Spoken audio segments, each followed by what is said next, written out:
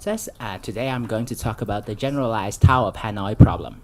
Well, as you may know, the Tower of Hanoi is a famous mathematical puzzle that was introduced in the 19th century. Since then, there have been a lot of variants on the Tower of Hanoi problem. However, most of these analyses will focus on the specific problem of moving from a fixed initial configuration to a fixed final configuration. So in this investigation, I will aim to talk about the Tower of Hanoi game in a generalized sense, from a general configuration to another general configuration. So the standard Tower of Hanoi game will involve 3 pegs and n disks of different sizes. For example, here n equals to 5. And the objective of the game in the specific sense is to move all of the disks from one peg to another, subject to the rules that I can only move one peg at a time. It must be the top peg of the top disk of the peg, and I can only put it on a larger disk. So let's reformulate the problem to make it easier to parse in a mathematical sense. So I will label the disk this 1, this 2, this 3, this 4, this 5 in increasing order of size, and I will also label the pegs peg 0, peg 1, peg 2 in clockwise order. Just imagine this is clockwise. So I will denote any configuration by an n-digit ternary code where the nth digit represents the peg that disk M is placed on. For example, so in the first example, we will see that this 1 is on peg 1, this 2 on peg 2, this 3 on peg 2, and this 4 on peg 0. So the code from right to left is 1220. And also, I will use a shortcut notation. For example, the bracketed 4 means that there are 4 ones in the notation. Okay, so the key thing to notice is that if I'm given a code, it uniquely represents the state of the puzzle, because the code represents which disks are on which peg. So it defines the specific state. So let's talk about the specific sense of moving all this from one peg to another peg in the base case, which is the standard Tower of Hanoi game. This is well known, and the number of steps required is 2 to the power n minus 1, where n is the number of disks, and the algorithm is also well known. This algorithm is unique up to reflection, and I will not prove this. So as for the general case, which is from a general configuration to another general configuration, the idea is to prove that, to show that the largest disk, when the largest disk moves, it must in fact pass through these 2 configurations. For example, if disk 4 moves from peg 0 to peg 1, it must pass through these 2 configurations. So if it is a non-repeating path, well, shortest path must be non-repeating. It cannot pass through any of these configurations more than once. So the largest moving disk cannot move between the same 2 pegs more than once. Similarly, I can do some other tricks. For example, if all of the disks are on the same peg at the beginning, then moving to any configuration will take less than 2 to the power n minus 1 moves. And a corollary is that from any configuration to any configuration, the number of moves is less than 2 to the power n minus 1. This is easily done by induction, as you can see. The 2 to the power n minus 1 is for the top n minus 1 pegs, and the 1 is for the largest peg. So if the largest m disks are on the same pegs in the initial and final configuration, they cannot move in the shortest path. And if the largest disk is on a different peg, then it moves exactly once. This can be done by contradiction, by simply counting the minimum number of steps required if these are false, and we will show that it is in fact more than the minimum we just proved. So after that, we have shown that the largest disk must move exactly once if it is on different pegs. So we can split it into 2 parts before the largest disk moves and after it moves. We can consider it as 2 halves of the general cases, and where a half general case involves all of the disks being on the same peg in the initial or final configuration. So if the largest disk does not need to move, then it does not move at all. So I reduce it to n minus 1 pegs, and if it does need to move, then it moves exactly once. It must pass through those 2 configurations. So I reduce it to a case with n minus 1 disks.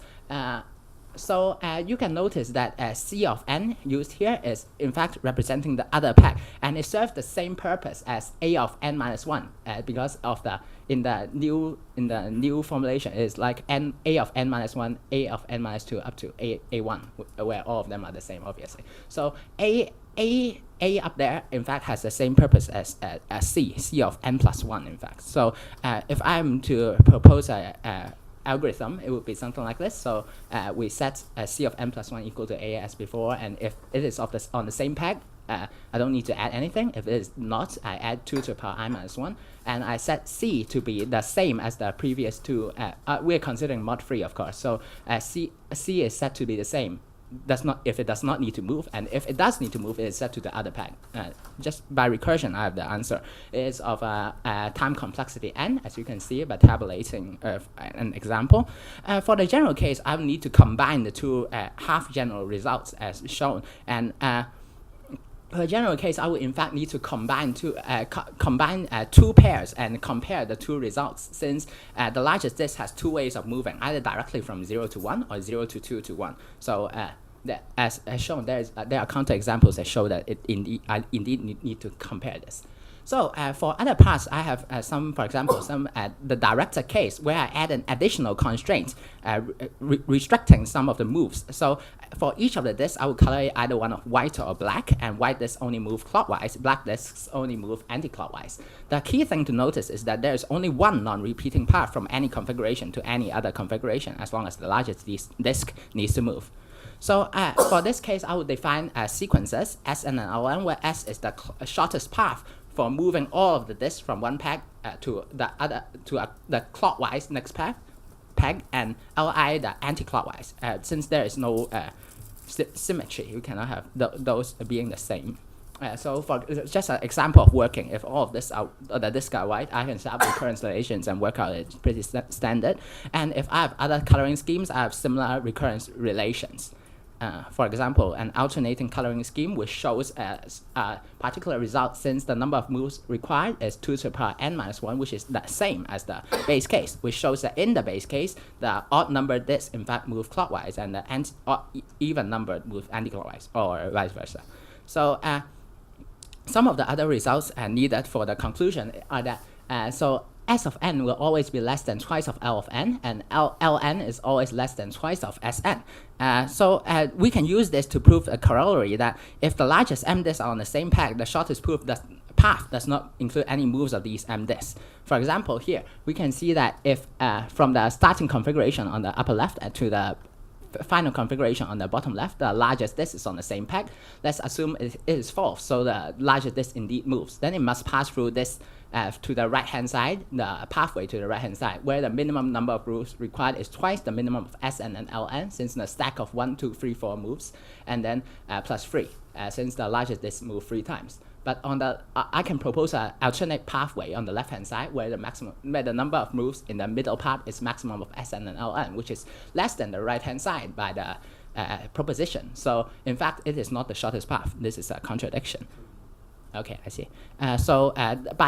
After doing that, we show that the largest disk must move in a specific way, and after it reaches the destination, it cannot move again. So we can split it apart into half general cases, reducing it to the similar case as the base case as before. This is an algorithm in a similar way. For the general case, in this case, we do not need to compare results, since there is only one way of moving the largest disk.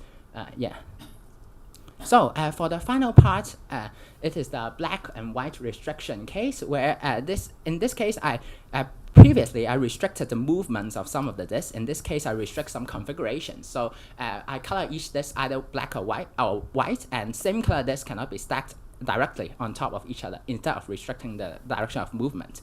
I have to apologize that I did not manage my time well, and I did not manage to put down all of my ideas in the paper before submitting.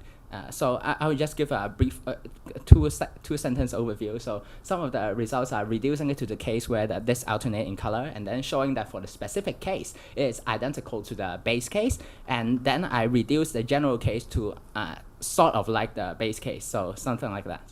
And for a conclusion, I have managed to find some algorithms for the analysis of the optimal path between general configurations in 3 different variations of the Tower of Hanoi: the standard one, the one where the disks have a restricted movement direction, and where some configurations are restricted in the black-white restriction case. The time complexity is of order n for n disks.